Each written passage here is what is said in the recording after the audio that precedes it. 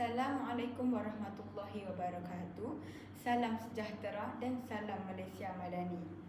Yang berusaha, Tuan Pengerusi Majlis, barisan hakim yang arif lagi bijaksana, guru-guru yang dihormati serta rakan-rakan yang saya kasihi sekalian. Tajuk pidato saya pada hari ini ialah Rukun Negara Tonggak Perpaduan Malaysia. Hadirin yang dihormati, rukun negara merupakan ideologi kebangsaan yang menjadi panduan hidup seluruh rakyat Malaysia. Rukun negara telah diisytiharkan pada 31 Ogos 1970 selepas peristiwa 13 Mei 1969 sebagai usaha untuk memupuk perpaduan, keharmonian serta semangat cintakan negara dalam kalangan rakyat yang berbilang kaum, agama dan budaya. Hadirin sekalian, subtopik pertama saya ialah kepercayaan kepada Tuhan. Prinsip pertama ini menjadi asas kepada pembentukan sahsiah dan akhlak rakyat Malaysia. Walaupun rakyat negara ini menganut pelbagai agama dan kepercayaan, setiap agama tetap mengajar nilai-nilai murni seperti kasih sayang, kejujuran, amanah dan hormat menghormati serta tolong-menolong. Kepercayaan kepada Tuhan melahirkan individu yang mempunyai pegangan hidup serta mampu membezakan antara yang baik dengan yang buruk. Apabila seseorang mempunyai nilai keagamaan yang kukuh, mereka akan lebih bertanggungjawab terhadap diri sendiri, keluarga, masyarakat dan negara. Sebagai pelajar, prinsip ini boleh diamalkan dengan menghormati rakan yang berlainan agama, tidak menghina kepercayaan orang lain serta sentiasa mengamalkan nilai-nilai murni dalam kehidupan seharian. Sikap saling menghormati inilah yang menjadi asas kepada perpaduan masyarakat Malaysia. Jelaslah bahawa kepercayaan kepada Tuhan bukan sekadar prinsip pertama rukun negara, malah menjadi tunjang kepada pembentukan masyarakat yang berakhlak mulia dan hidup dalam suasana aman. Hadirin yang dihormati, subtopik kedua saya ialah kesetiaan kepada raja dan negara. Malaysia mengamalkan sistem raja berperlembagaan dan demokrasi berparlimen. Institusi yang di-Pertuan Agong dan Raja-Raja Melayu menjadi lambang perpaduan, kestabilan serta kedaulatan negara.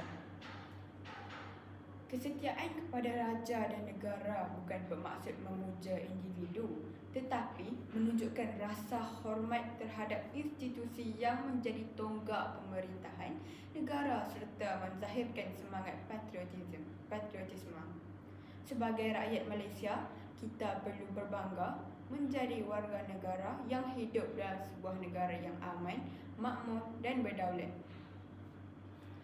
Semangat ini boleh dizahirkan melalui pelbagai cara seperti menghormati jalur gemilang, menyanyikan lagu negaraku dengan penuh semangat, mematuhi undang-undang negara serta sanggup mempertahankan keamanan negara daripada seberang ancaman. Sesungguhnya, rakyat yang setia kepada raja dan negara ialah rakyat yang sentiasa meletakkan kepentingan negara melebihi kepentingan diri sendiri.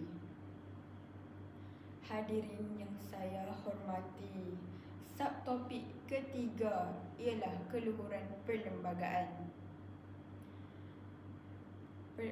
Perlembagaan persekutuan ialah undang-undang tertinggi negara.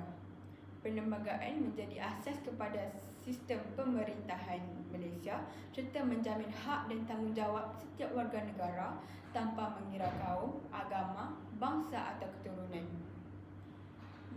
Melalui perlembagaan, hak kebebasan beragama, hak mendapat pendidikan dan hak sebagai rakyat dilindungi oleh undang-undang. Pada masa yang sama, perlembagaan turut menetapkan tanggungjawab setiap rakyat agar sentiasa menghormati undang-undang serta memelihara keamanan negara. Sebagai pelajar, kita boleh menghayati prinsip ini dengan mematuhi peraturan sekolah, menghormati guru, mengamalkan disiplin dan mengelakkan sebarang perbuatan yang boleh menjejaskan kehormatan masyarakat dan keharmonian masyarakat.